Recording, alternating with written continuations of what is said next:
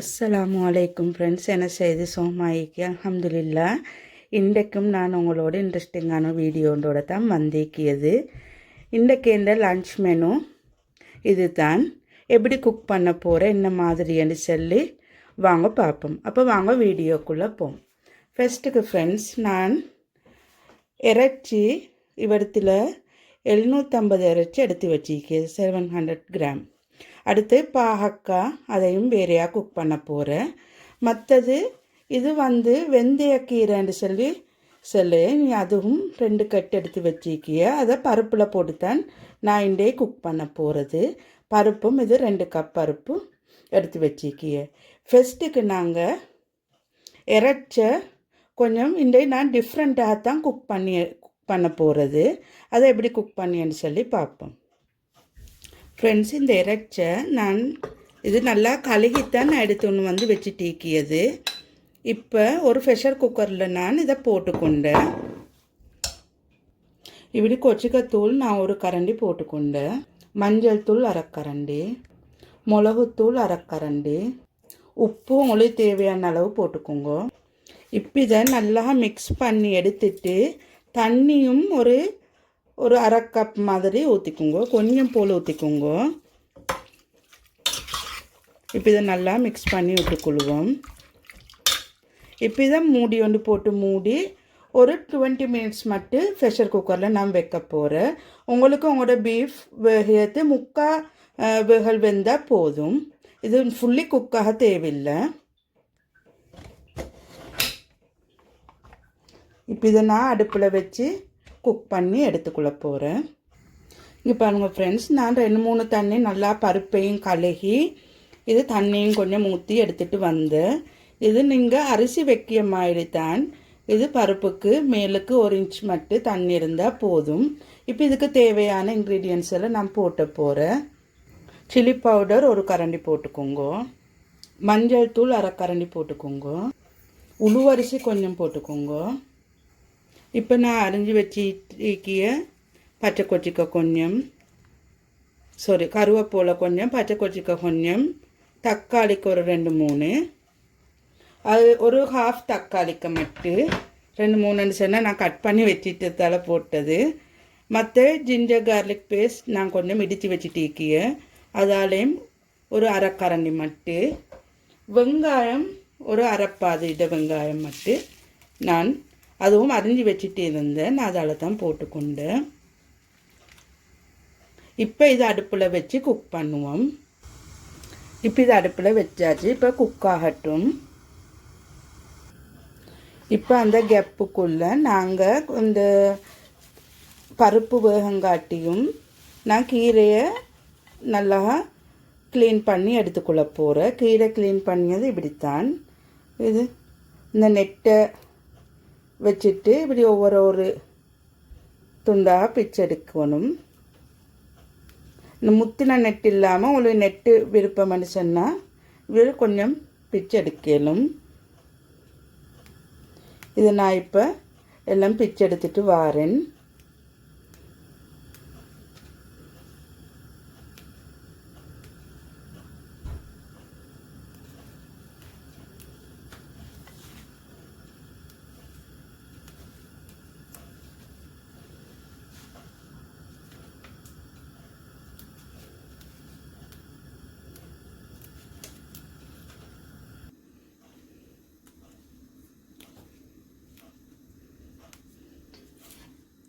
சரி ஃப்ரெண்ட்ஸ், இங்கே பாருங்க, நான் கீரையெல்லாம் வெளிசாக்கி முடிஞ்சு இப்போ நல்லா இதை வாஷ் பண்ணி எடுத்துகிட்டு வாரேன். ஃப்ரெண்ட்ஸ், இங்கே பாருங்க, ஒரு 4-5 தண்ணி நல்லா உப்பு போட்டு கழுகி எடுத்துகிட்டு வந்தேன். இப்போ இதை நாங்கள் பருப்பில் போடுவோம். இப்போ பாருங்க, நல்லா பருப்பு வெந்திக்கிய. இப்போ தான் நான் உப்பு போட போகிறது.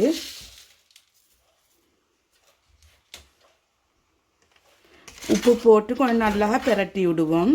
இங்கே பாருங்க, தண்ணி எல்லாம் வற்றி இப்போ நல்லா குக்காய்த்தான் நீக்கிய பருப்பு. இப்போ நாங்கள் இந்த ஸ்டேஜில் தான் கீரையை போட போகிறது.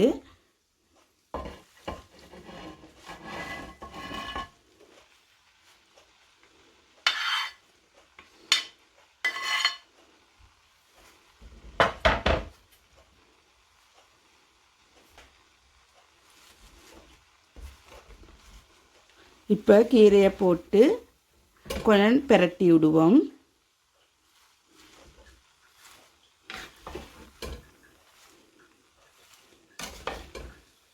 கீரை மிச்ச நேரம் வேக தேவையில்லை, ஒரு 5 மினிட்ஸ் இருந்தால் போதும்.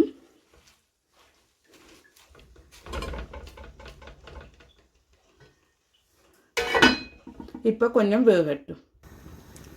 இங்கே பாருங்கள் ஃப்ரெண்ட்ஸ், இப்போ நல்லா வெந்திக்கு மசிஞ்சு இப்போ நாங்கள் இந்த ஸ்டேஜில் வச்சு பால் ஊற்றிக்கிடுவோம்.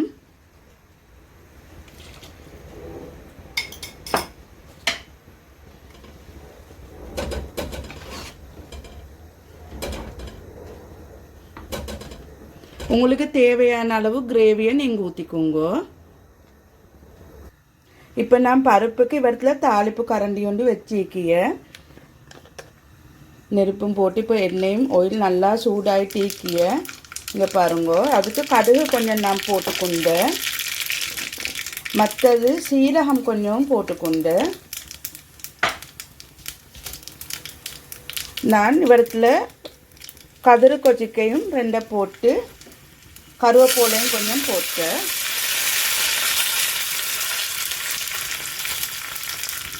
இப்போ டக்கண்டு எடுத்து நான் இந்த பருப்புக்கு ஊற்றி கொடுக்குவேன்.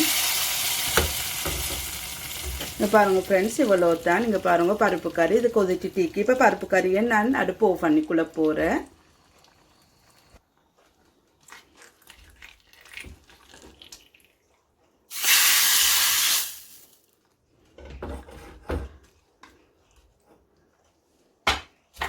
இப்போ பருப்பு கறி டன். இப்போ இதை மூடி வைப்போம்.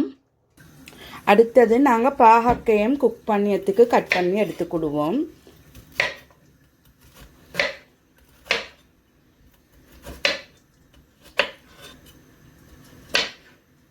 இன்னிப்படி பாகக்கையை வெட்டி எடுத்துக்கோங்க. மருக வெட்டி காட்டி இங்கே பாருங்க. இது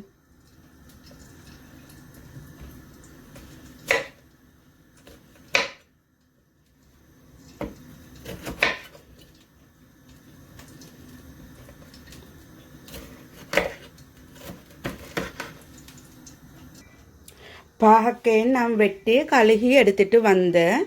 இதுக்கு நான் மசாலாகளை போடியேன்னு இப்போ என்னென்ன போடியேன்னு பார்ப்போம். கொச்சிக்கத்தூள் 1/2 கரண்டி, சரக்குத்தூள் 1 கரண்டி, மிளகுத்தூள் 1/2 கரண்டி, மஞ்சள் தூள் 1/2 கரண்டி, சீரக பவுடர் 1/2 கரண்டி,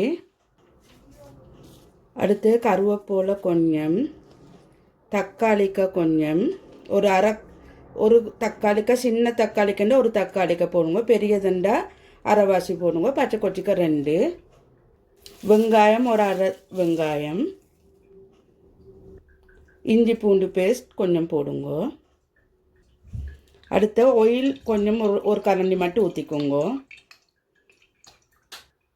உப்பு 1 கரண்டி. நாங்கள் இதுக்கு சொல்லிய குரக்கான்னு சொல்லி, உங்களோட வீட்டில் என்னன்னு சொல்லி உங்களோட ஊரில் கொமன் சொல்லி தாங்கோ. இதில் 2-3 போட்டுவிட்டேன். இது புளி.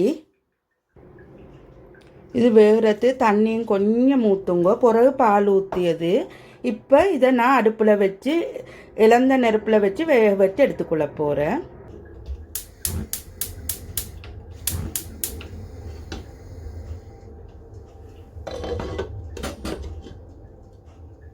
இப்போ அது குக் ஆகட்டும்.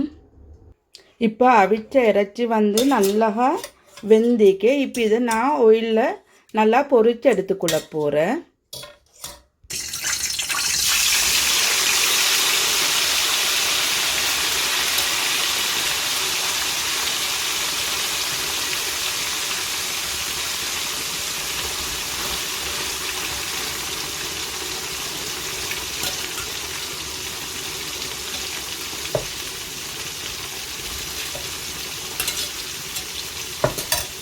சரி ஃப்ரெண்ட்ஸ், இவ்வளோ தான். இதெல்லாம் நான் போட்டு முடிஞ்ச இறைச்செல்லாம் இப்போ நல்லா பொரியட்டும். பிரட்டி நல்லா பொரியங்காட்டியும் நல்லா பொரிச்சு எடுத்துக்கோங்க. பாகக்கைக்கு நாங்கள் இப்போ பாலை ஊற்றிக்கொள்வோம்.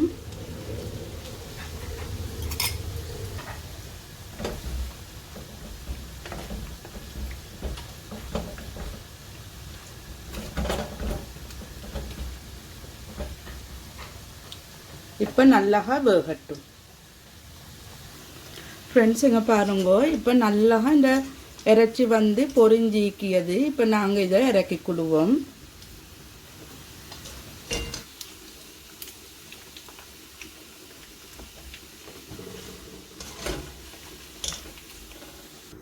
இப்போ இப்படி ஒரு சட்டி ஒன்று வச்சு காஞ்சத்துக்கு பிறகு நாங்கள் ஆயிலை ஊற்றி கொள்வோம். ஆயில் வந்து நான் 2 டேபிள் ஸ்பூன் மட்டும் ஊற்றிக்கொண்டேன். இப்போ பட்டை துண்டு போடுங்க ஆயில் காஞ்சத்துக்கு பிறகு. அது பிறகு கடுகு கொஞ்சம் போடுங்க. மறுக சீரக சீட்ஸ் கொஞ்சம் போடுங்க. பெருஞ்சீரக சீட்ஸ் கொஞ்சம் போடுங்க. இப்போ கடுகு வெடிச்ச தொடங்கிக்கு இப்போ ஜிஞ்சர் கார்லிக் பேஸ்ட் கொஞ்சம் போட்டுக்கொண்டேன்.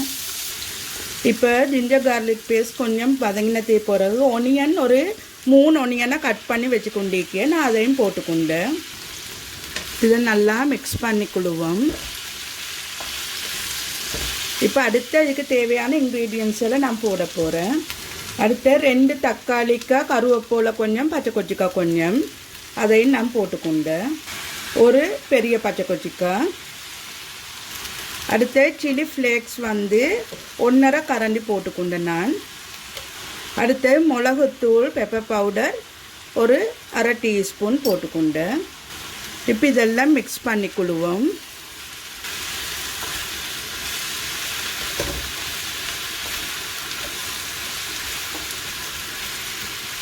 இப்போ இது வெங்காயம் எல்லாம் வதங்கங்காட்டியும் வெயிட் பண்ணுவோம். இறைச்சிலையும் உப்பு ஈக்கியத்தால் உப்பை பார்த்து போட்டுக்கோங்க.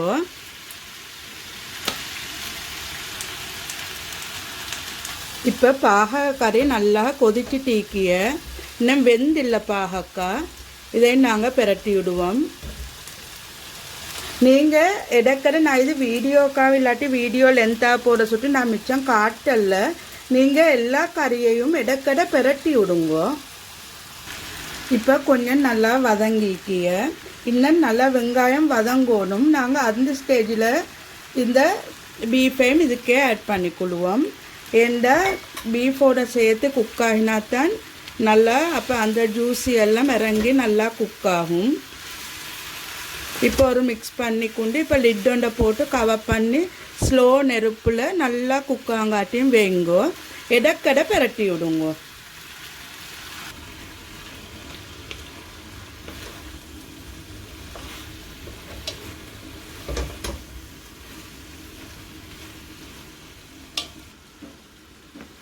இங்கே பாருங்கள் ஃப்ரெண்ட்ஸ், நல்லா இப்போ குக் ஆகிக்கிய.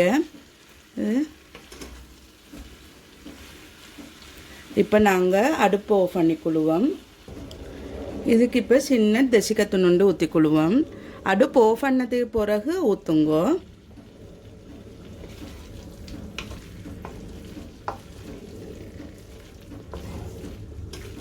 அந்த உரப்புகள் எல்லாம் பேலன்ஸ் ஆக்கும். இப்போ அந்த தசிக்கையை ஊற்றினதுக்கு பிறகு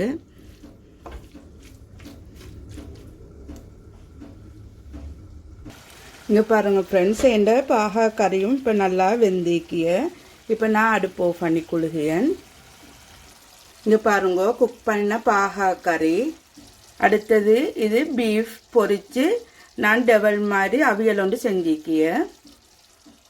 இது வந்து கீரையும் பருப்பும் ஒன்று போட்டு குக் பண்ணிக்கிய. சரி ஃப்ரெண்ட்ஸ், இது இன்றைக்கு இது தான் எந்த லன்ச் மெனு. பாகா கறி, கீரையும் பருப்பும் ஒன்று போட்டாக்கி பீஃப் பொரித்து அவியல் செஞ்சு பாயில் ரைஸ். எப்படி இருந்தேன்னு சொல்லி மறக்காமல் கொமெண்ட்ஸ் வந்து தாங்கோ. இந்த மெனு காம்பினேஷனும் எப்படி இருந்தேன்னு சொல்லி நீங்கள் மறக்காமல் கொமெண்ட்ஸ் வந்து தாங்கோ. அடுத்த இந்த வீடியோவை நான் இதோட முடிவிச்சு கொள்கிறேன். இந்த வீடியோ பிடிச்சிருந்தா லைக் பண்ணுங்க, உங்களோட ஃப்ரெண்ட்ஸ் அண்ட் ஃபேமிலிக்கு ஷேர் பண்ணுங்க, மறக்காமல் சப்ஸ்கிரைப் பண்ணுங்க.